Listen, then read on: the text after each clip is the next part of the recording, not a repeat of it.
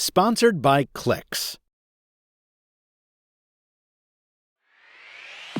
Most days, this is my go-to smartphone. It's a throwback to a fashion tech icon from 20 years ago, with a folding form factor that makes my life as a reluctant influencer easier. The Motorola Razr is my phone, in other words, because I'm a tech YouTuber and a sucker for nostalgia, and in some ways, the polar opposite of Patrick Bateman. I want to fit in.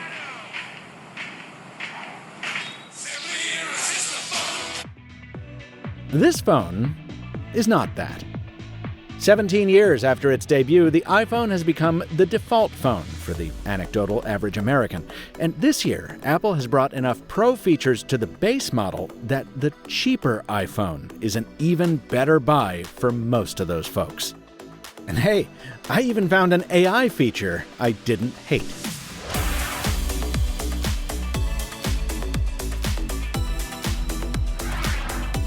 Now, you might think the kind of tuber whose living room decor is hobo-light chic would want to start with the new camera key.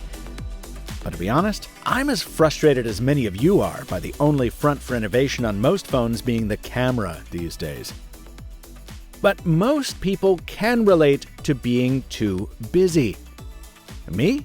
I have 14 active inboxes to manage across my various online incarnations, which means that every time I wake my phone, I'm greeted by a cavalcade of communiques. And here's something else, Bob.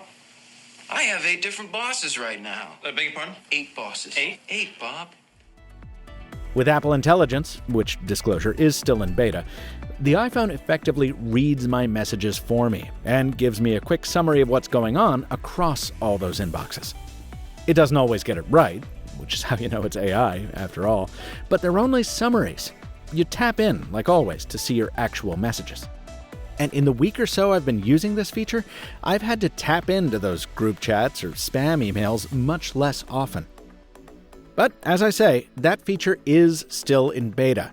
So let's talk about another thing I didn't expect to care about: repairability.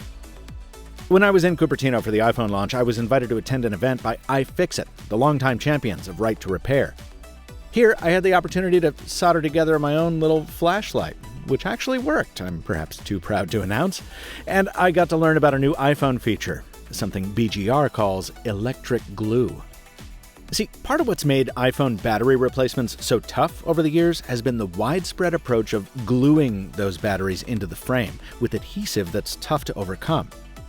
Well, for iPhone 16 and 16 Plus, that glue is now sensitive to electric current. So you pass 12 volts through the stuff, and after 60 seconds, it debonds, so you can more easily swap in a new battery. I'm making liberal use of iFixit B-roll here, and no, they're not a sponsor, but I'm grateful to them for teaching me about an aspect of phone internals I had never given much thought to. Link is in the description if you want to learn more, including other steps Apple has taken to make these phones easier to fix. Back outside the casing, Apple has made something else easier too, recommending the cheaper iPhone over its Pro and Pro Max cousins. I may not use the action button as much as I thought I would this time last year, but it's just as customizable as ever, and now it's available across the whole portfolio. Ditto the dynamic island, which I appreciate more as more apps keep adding support for it. And even the new camera control has made its way to the entry-level iPhone. This veteran of Windows Phone and Symbian is pleased Apple finally brought the venerable shutter button to the iPhone, and I continue to believe the company was right to expand on it the way it did, adding enough granular tweakability to justify its haughty, proper name. The trouble for me is placement. In portrait mode, the button is too low for my thumb, and in landscape, it's too high for my finger. That might not be as big a deal were it a simple button, but the soft presses and fine gestures you need to do to use it effectively, well, they're awkward, even after a few weeks. While I envisioned using it often for Zoom, mostly it's been useful for the insufferable Zoomer selfies my friend Hayato is so obsessed with. And in those cases, I'm just using it as a button. Truly, I want this to behave like those old shutter buttons, with half press to focus, full press to shoot. It's weird that Apple is holding that functionality until later, and it's frustrating that the feature with more potential, visual intelligence, is similarly relegated to a future update. So while I'm grateful that all iPhones get a new button this year, I gotta say I'm happy today's sponsor brings us 37 more. This video is sponsored by Clicks, the company I co-founded that brought buttons back to the iPhone in early 2024. Now, Clicks for iPhone 16 may look similar, but it's been completely re-engineered. The keys are larger, and they've been given an ergonomic contour for faster, more accurate typing. MagSafe is now built in, so you can use your existing chargers and accessories. And Clicks has a new enclosure with brushed metal volume and action buttons, a soft microfiber lining, and, most importantly, new colors. That means you can spice it up or play it cool while still getting all the benefits of Clicks. A full-screen experience without a virtual keyboard eating half your space, 37 action buttons to launch apps or shortcuts, and the sweet sensation of typing on real, clicky keys. You can order Clicks for all iPhone 16 trims starting October 7th at clicks.tech and bestbuy.com, and links are in the description. Thanks to Clicks for sponsoring this video.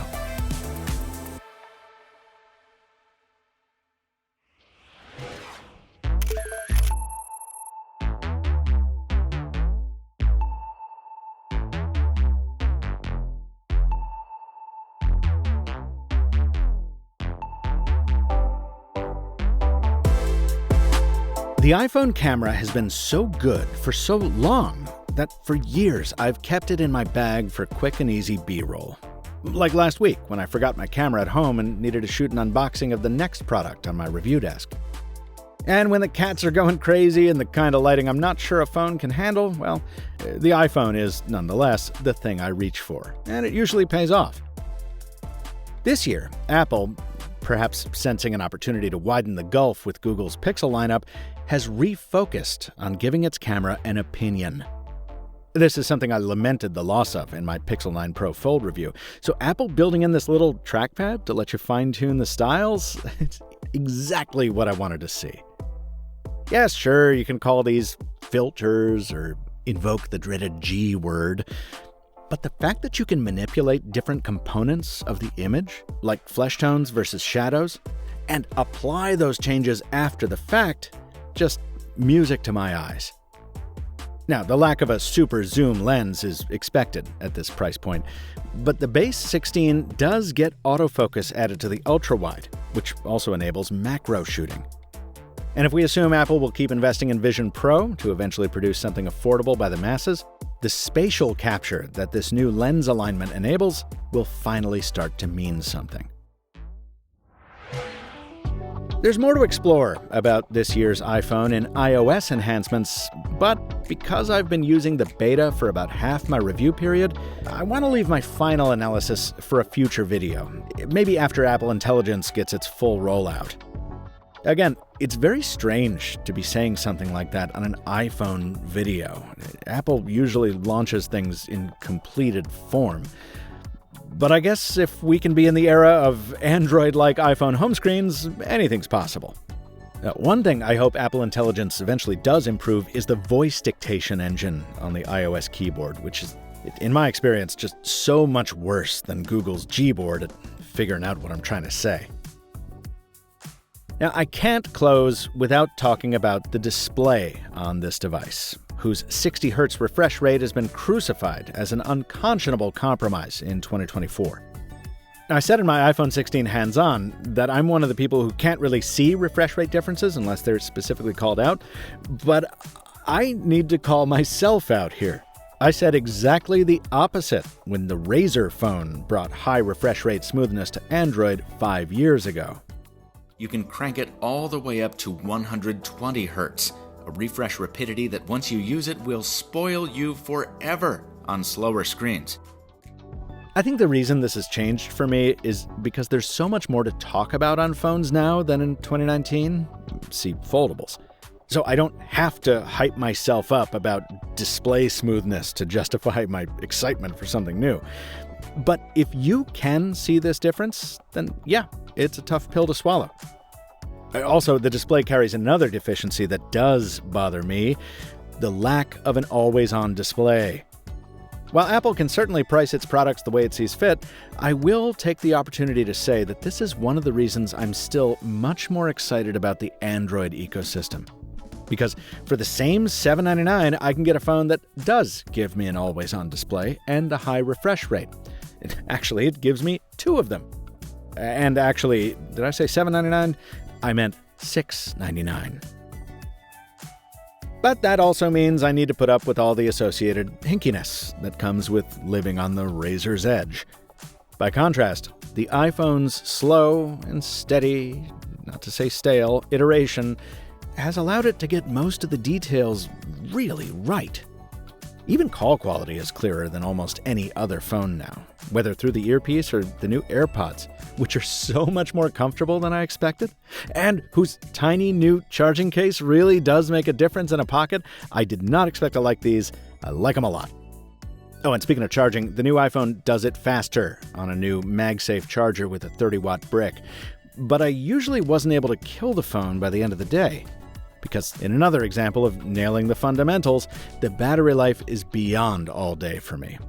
I've only fully depleted it before bedtime once in 3 weeks. So, while I will scurry back to the nostalgic fun of my flips, I can heartily recommend the iPhone 16 to the vast swath of normal folks. When you couple all the upgrades from last year with all the refinements of this year, you've got a potent package for those who carry an iPhone 14 or older. But I will close with an anecdotal observation that may be nothing. More and more often in my feeds, I'm seeing questions from iPhone owners asking if it's really that hard to switch to Android. And those wandering eyes are being driven by the temptations of increasingly mainstream foldables. Apple may not need to get on that train today, or even tomorrow, but eventually, the normals always catch up to the nerds when it comes to their boredom with the status quo. Special thanks to Verizon for providing the connectivity on one of my iPhone review samples, which I've been using since Apple loaned them to me about 3 weeks ago. Apple also furnished me with those personalized AirPods you saw. But no manufacturer ever gets early previews or any editorial input into my content, and no compensation was provided in exchange for its production. Please subscribe to the Mr. Mobile on YouTube so you don't miss more videos like this. Until next time, from Michael Fisher, Captain Two Phones on Threads, thanks for watching. And stay mobile, my friends.